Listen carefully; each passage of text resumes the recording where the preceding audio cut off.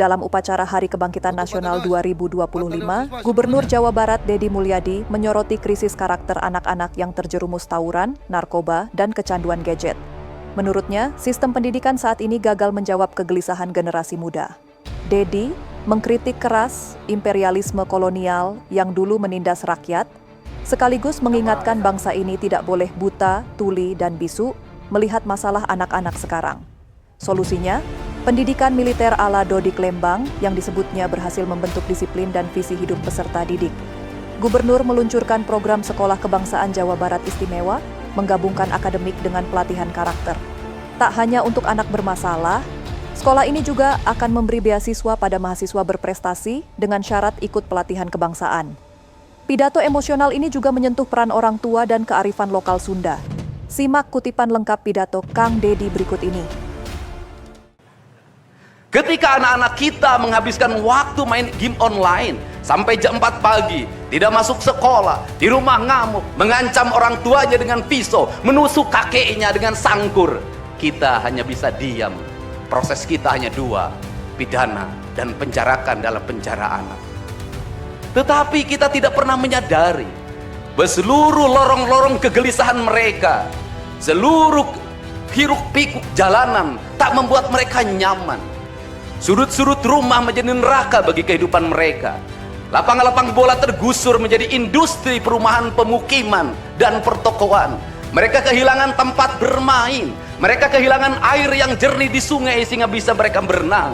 Mereka kehilangan gunung-gunung yang indah tempat mereka bercengkrama dengan alam. Mereka kehilangan sawah yang terhampar. Yang mereka lihat adalah kebisingan dan kebisingan. Bising di jalanan karena knalpotnya brong, bising di rumah karena orang tuanya bertengkar. Maka mereka lari dalam lorong-lorong gelap, digenggamnya handphone, diambilnya obat-obat terlarang, ditengahnya minuman dalam sebuah kelompok yang sama. Kita orang-orang yang terpinggirkan di rumah, kita orang-orang yang terpinggirkan di sekolah. Guru-guru telunjuknya menunjuk pada wajahnya, tapi tak bisa memberikan solusi kegelisahan jiwanya. Semua orang hanya memberikan pengamatan, analisis, kajian. Itulah metodologi yang dikembangkan bangsa ini. Tetapi tidak ada yang berani mengambil solusi, mengangkat mereka di sudut jalanan, dimasukkan ke barak, dididik secara militer, diarahkan menjadi anak-anak yang berguna. Kedisiplinan militer adalah harga mati bagi kemajuan bangsa, bukan musuh. Pandangan-pandangan buruk terhadap militer adalah pandangan-pandangan orang yang takut anak-anak Indonesia bangkit. Kalau anak-anak dibangunkan jam 4 subuh, di mana letak salahnya dan di mana letak pelanggaran?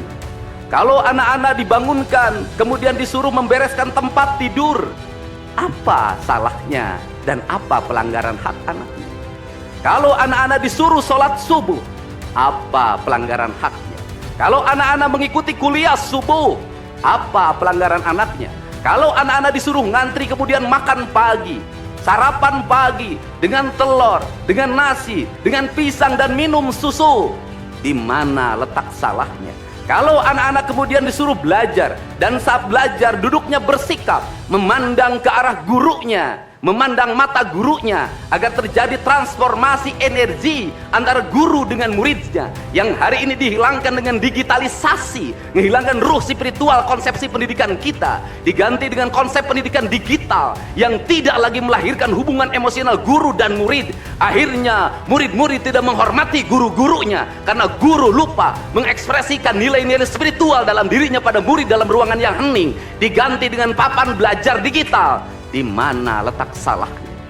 Kalau anak-anak itu diajarkan makan siang, makan siangnya tertib, berantri, berdoa sebelum makan, di mana letak salahnya? Kalau anak-anaknya sore hari diajarkan bola voli, sepak bola, latihan baris berbaris, di mana letak salahnya? Kalau sore hari anak-anak disuruh masuk ke masjid, mengikuti pengajian, di mana letak salahnya? Kalau setelah itu mereka makan malam dan makan malam ditandai dengan berdoa, di mana letak salahnya? Kalau mereka jam 9 disuruh masuk barak, disuruh masuk ruang tidur dan disuruh tidur, di mana letak salahnya? Justru hak-hak anak terdapat di barak pendidikan TNI, dan hak itu tidak mereka dapatkan di rumah-rumah.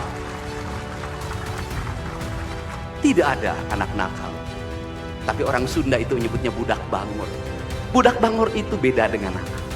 Kenapa? Itu masa mereka menginjaki masa remaja menuju masa dewasa. Maka di Hari Kebangkitan Nasional ini, pemerintah Provinsi Jawa Barat, sekolah yang hari ini berjalan, ada pendidikan karakter, ada bela negara, saya akan meresmikan menjadi Sekolah Kebangsaan Jawa Barat Istimewa. Sekolah Kebangsaan Jawa Barat Istimewa nanti akan dipusatkan di Dodik, Lembang. Dan kalau ada lembaga pendidikan lainnya, kami juga akan menjadi kerjasama. Mereka yang bersekolah di situ bukan anak-anak yang tawuran, bukan anak-anak yang minum, bukan anak-anak korban dari ML, tetapi juga nanti anak-anak yang memiliki kemampuan akademik yang tinggi, anak-anak yang memiliki kemampuan pikiran yang tinggi. Saya sudah meminta kepada Dinas Kesbangpol, Dinas Pemuda Olahraga, di upacara peringatan 17 Agustus 1945 Pemda Provinsi Jawa Barat, seluruh pesertanya berasal dari siswa didik sekolah kebangsaan di Dodik, Lembang. Kalian semua jadi petugas upacara Agustusanan. Jadi tidak usah repot lagi, ternyata bisa. Dan hari ini bisa kalian bahagia. Saya ngasih bonus untuk petugas upacara dari Dodik ini 25 juta untuk dibawa pulang ke rumahnya masing-masing. Hidup itu alam, Pak, interaksi.